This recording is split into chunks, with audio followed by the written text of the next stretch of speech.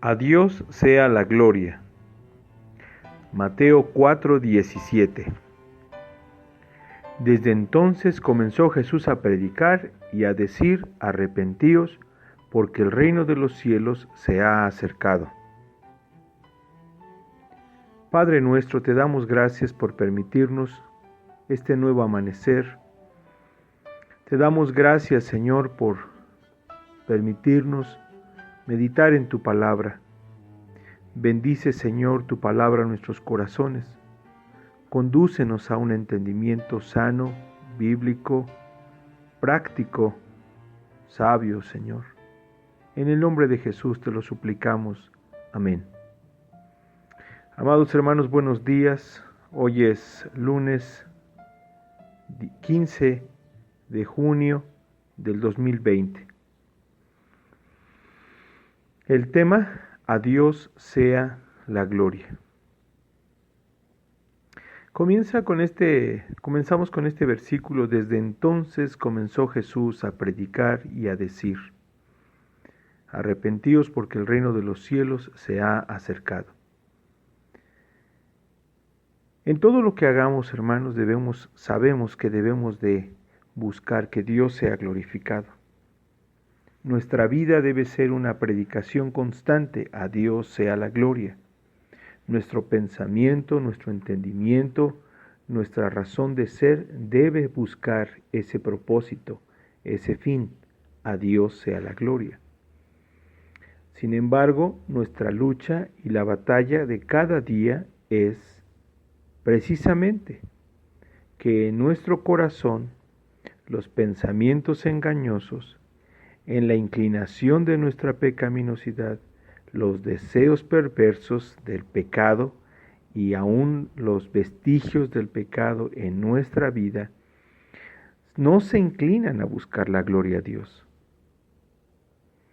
Pero Jesucristo nos da un detalle interesante desde la primera frase de este versículo: desde entonces comenzó Jesús.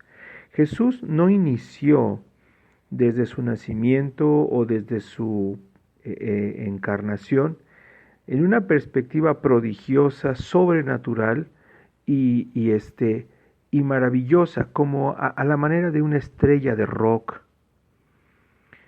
La religión en nuestro corazón siempre está inclinada, la religión en nuestro corazón humano siempre está inclinada a ser la religión que hemos a veces dicho, la religión de Barbie, la religión de un protagonismo, la religión de una superestrella de rock, la religión de una perspectiva donde el ser humano, y solo el ser humano, tiene la preeminencia, la gloria, el reconocimiento, y el propósito redunda y rodea la gloria del ser humano. Desde entonces nos deja conocer que Jesús, aún después de haber sido tentado en el desierto, preparado con ello en un sentido para el ministerio, no irrumpe en la escena del pueblo judío, predicando con un destello de luz, de gloria, de milagros y de prodigios, desde el momento mismo de salir de ese desierto, habiendo sido probado y salido victorioso. No le vemos hacer esto. Hay un antecedente que es muy interesante. Juan el Bautista está predicando. Y en el capítulo 3, versículo 2 de Mateo nos dice que Juan el Bautista predicaba precisamente estas palabras. Lo que nos lleva a entender lo siguiente: desde entonces significa que Jesucristo no solamente se mantenía orando a su Señor, buscando a su Padre, glorificando a Dios y observando la obra que Dios estaba haciendo. Cuando Mateo en el capítulo 4, versículo 12 nos dice que cuando Jesús oyó que Juan estaba preso, volvió a Galilea, esta es una obra que determina en la mente de Jesucristo y en su corazón, guiado por su Padre, a una acción. Jesucristo es llevado por la palabra de Dios por su Padre a ir hacia Galilea. Dice la Escritura en el versículo 13, y dejando a Nazaret, vino y habló en Capernaum, ciudad marítima, en la región de Zabulón y de Neftalí, para que se cumpliese lo dicho por el profeta Isaías. Aquí miramos que, y esto corrobora lo que estamos comentando, Jesucristo no comienza su ministerio como si él mismo fuera una estrella de rock destellando, con un escenario perfecto, con unas condiciones gloriosas, magníficas de una estrella de rock. Lo que Jesucristo nos muestra en este versículo desde entonces es que Jesucristo estaba dependiendo, orando, buscando, observando la voluntad de Dios. Y conforme a la voluntad de Dios se movió. El cumplimiento de la profecía es llevada a cabo porque Jesucristo estaba haciendo la voluntad de Dios. Lo que él estaba haciendo al depender de Dios era simplemente ser obediente.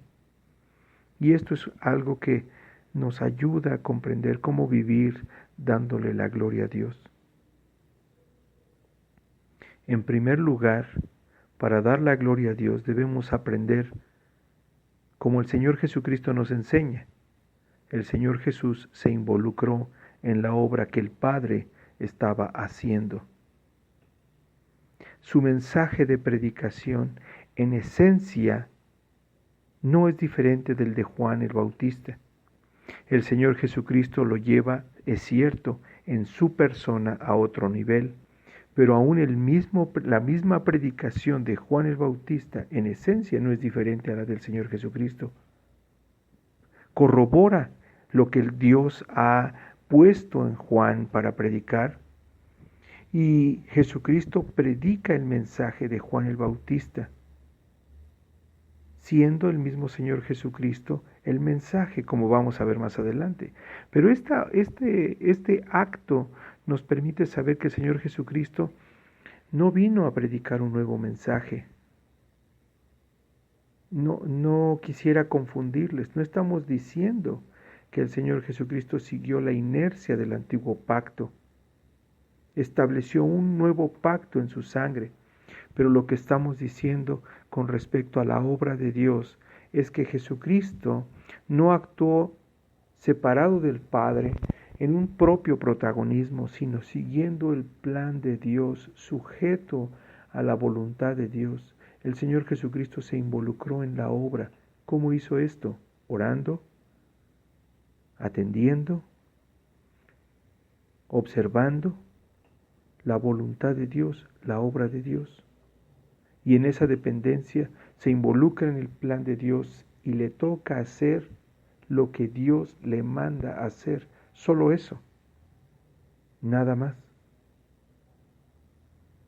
Entonces el Señor nos enseña, el Señor Jesucristo nos enseña que para nosotros darle la gloria a Dios debemos orar, depender ya ahora de su palabra revelada, la Biblia,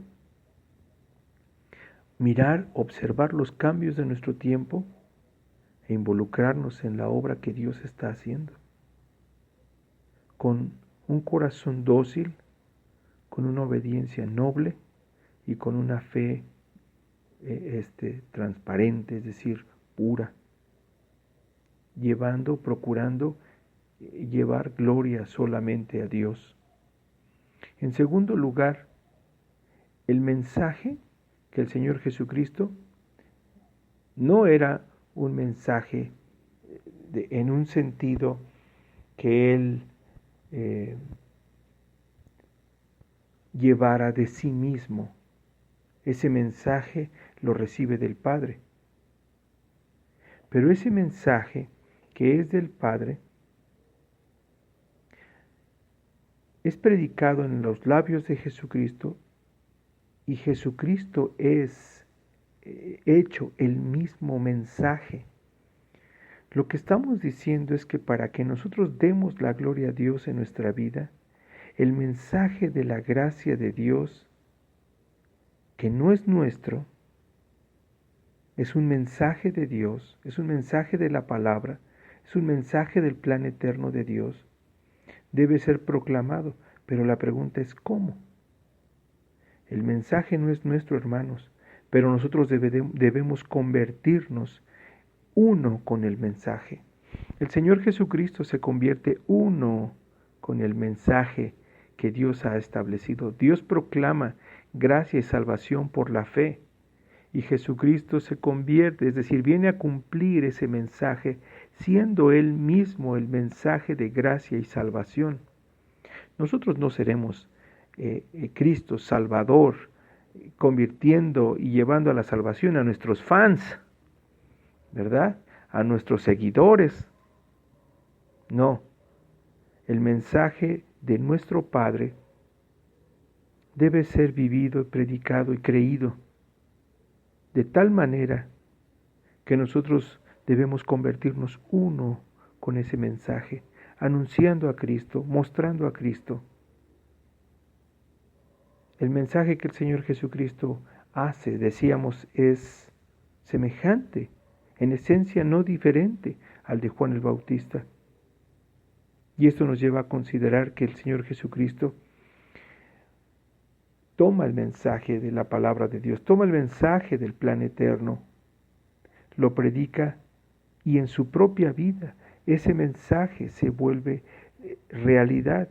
El mismo Señor Jesucristo se vuelve uno con ese mensaje y encarna la gracia. Hermanos, el mensaje que nos es dado a predicar en nuestras vidas no es una vida donde buscamos estrellato, sino la gloria de Dios. Y para que Dios sea glorificado, nosotros debemos convertirnos en uno con ese mensaje, en uno con Cristo, en uno en su gracia. Y en tercer lugar, el Evangelio predicado es el reino de la gracia en el rostro, en la persona de Jesucristo. Para dar la gloria a Dios, el Evangelio creído y el Evangelio predicado no es el Evangelio de una iglesia universal, no es el Evangelio de una iglesia denominacional, no es el Evangelio de una iglesia, es el Evangelio del reino de la gracia en la persona de Jesucristo. Queremos dar la gloria a Dios, es el reino de la gracia en la persona de Jesucristo lo que debe ser predicado y expuesto en nuestros pensamientos, en nuestras actitudes, en nuestras acciones y también en nuestras palabras. Que Dios sea glorificado, que Dios nos ayude a entender cómo vivir de tal manera que a Dios sea la gloria. Oremos. Gracias te damos, Señor bendito, por permitirnos meditar en tu palabra. Rogamos de tu ayuda, de tu dirección, rogamos de tu gracia, Señor, y que bendigas tu palabra en nuestros corazones. Señor, estos esfuerzos tan pequeños en nuestras vidas, estas acciones tan pequeñas en nuestras vidas, Señor, pueden ser pequeñas aún a nuestros propios ojos, pero te rogamos que nos concedas solo hacer tu voluntad. Ayúdanos, Señor, para que tu nombre sea glorificado, para que los hombres crean en Cristo. Te lo suplicamos en el nombre de Jesús. Amén.